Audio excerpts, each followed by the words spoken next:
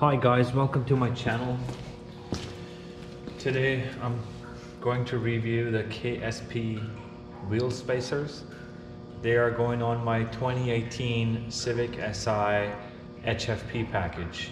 I've been searching for the wheel spacers for quite some time, and these seem to fit the bill, and all the reviews on Amazon and their website gave me the confidence to go ahead and buy them. So I had these on for about 100 odd kilometers, and I decided to take them off and check how everything was. In the meantime, I figured I should do a review video as well, so people who are in the same boat as me, looking to buy something price effective and decent quality, can actually give this a go. These cost me 100 bucks Canadian or 60 bucks American for all four, for 20 millimeter setup. And going back to the installation, so you take the wheel off, it's pretty simple. And I had installed this, but I didn't put any anti-seize on, which I'm gonna rectify today.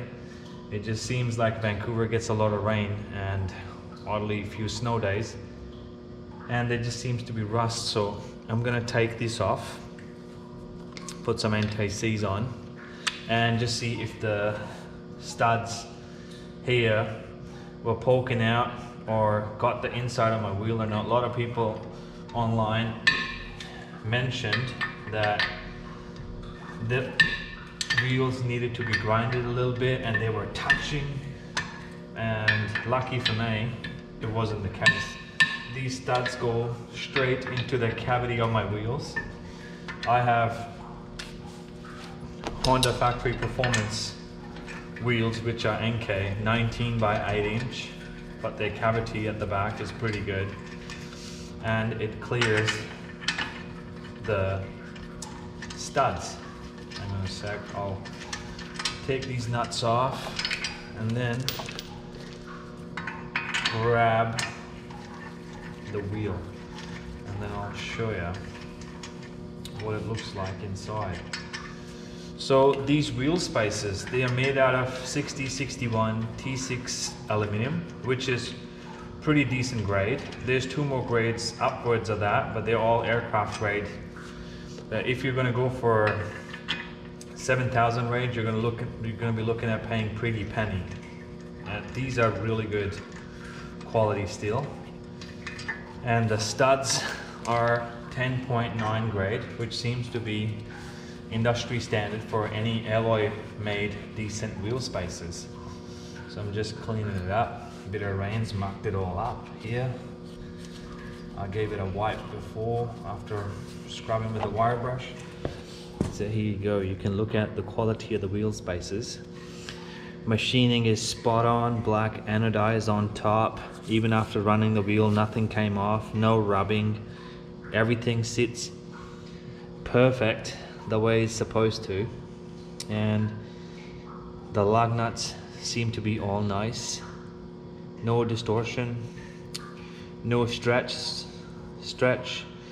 nothing like that. I did torque them according to the manufacturer's specs, and I didn't use any rattle gun or impact wrench for the installation because the website says absolutely no power tools to be applied to this.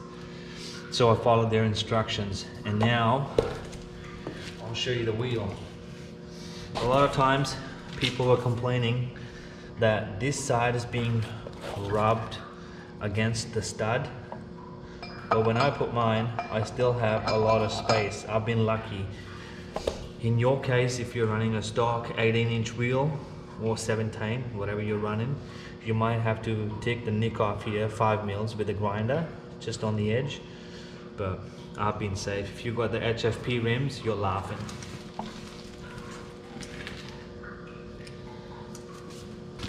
My car, so I'm putting anti-seize compound on this because we do get fairly cold days here, or rain, and from what I've read, there's a actual issue when you put alloy spacers onto steel hubs.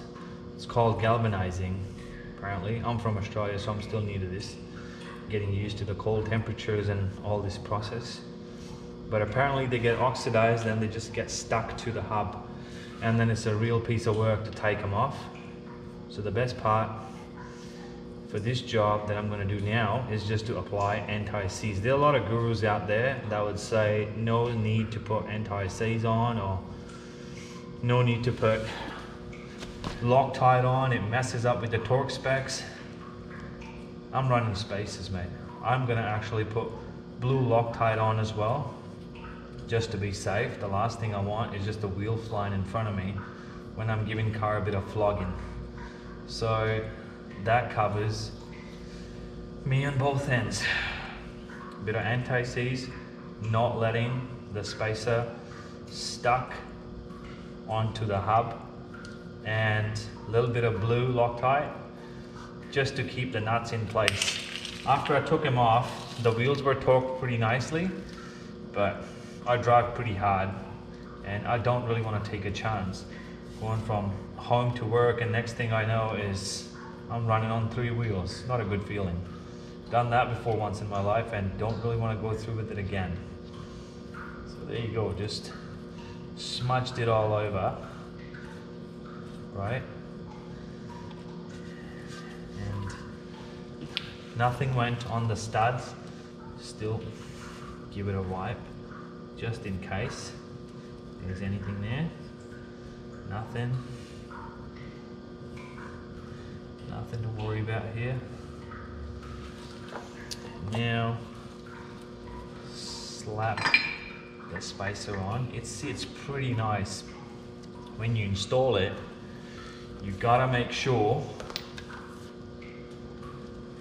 that the lugs are in the center, because there's a bit of movement. I'm putting a bit of blue Loctite on. I don't know, it's peace of mind. I'm doing it. I don't know if you want to do it or not, but for me, it's just one extra step of safety. But if you don't agree with it, that's totally your opinion. This is just my review, my opinion, so I'm just going to go ahead with it. And just put them on, and then try to see, is the spacer still floating a little bit? Put the third one on. Just make sure the fit's perfect. There you go, no movement there. It's just all getting sorted now. Put these on. Grab a socket. Remember, no power tools whatsoever, guys. Just have to be hand tools and torque wrench. Don't just go checking it with your hand and tightening with your hand. Go with a torque wrench. Mine is set to 82 pounds, 82 foot-pounds, and that should do it. Okay, 1, 2, 3, 4,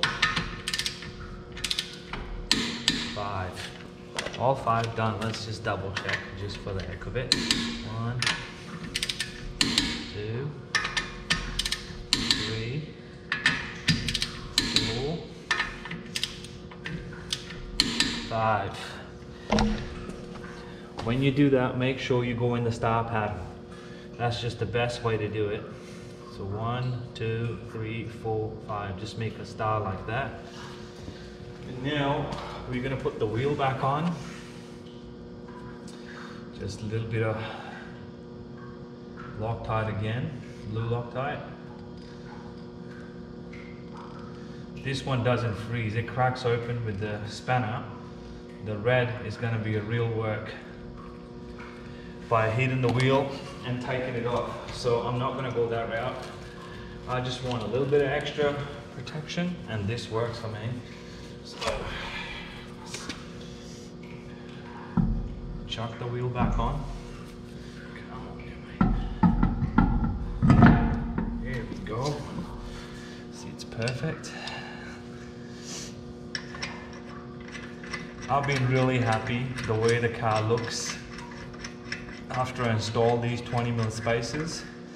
It's not too wide and not too narrow under the guards. The wheels sit flush. I haven't installed the springs, but my HFP package doesn't seem like it needs it. Plus, in Vancouver, the roads are pretty crappy because it rains so much. You don't really want a super low car, but that's just my opinion. I don't really want to go through a few more cosmetic damages here and there. I'd rather keep it at stock height. But once the car settles after I put the wheels on, let the handbrake go and it sits, the fenders go just about this high and the look is fantastic. In the future, I might do another video just so you guys can see my car a bit more. And when I do that, then I'll try to explain what I mean. I've never really been the one to make videos and whatnot, but a friend of mine actually told me, he said, you were trying to find videos related to this product for the Civic and there wasn't any. So he was like, why don't you make one and put it out there? Some people might want to see it. They might want to check what's it all about, if it's worth their time. So I was like, all right, I'll give it a crack. So here I am, making a video for all you guys out there. Okay, 1, 2, 3, 4, 5. Let's check again. 1, 2, 3, 4,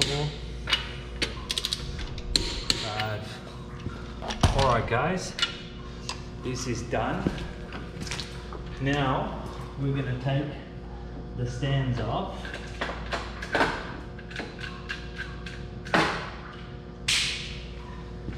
And drop the car down a bit.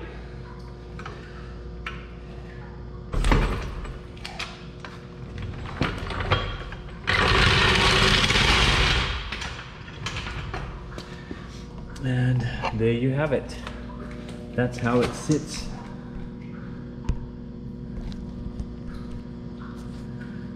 Flush fit. Doesn't go too wide. Doesn't stay in. Just a perfect look I was going for. It's all there. And afterwards, I'm gonna do another video where I'll show you the car during the day. And then you can really see what I mean with the look. That's how much poke you get just outside the body, but it's still under your fender. So I highly recommend them. They're cheap, they're good, and hopefully they'll last. I never take the car to the track, so it's not really something that I worry about. But check them out. Check out the reviews and see what you think. My vote goes to KSP. Anyway, thanks for watching guys. Have a good one.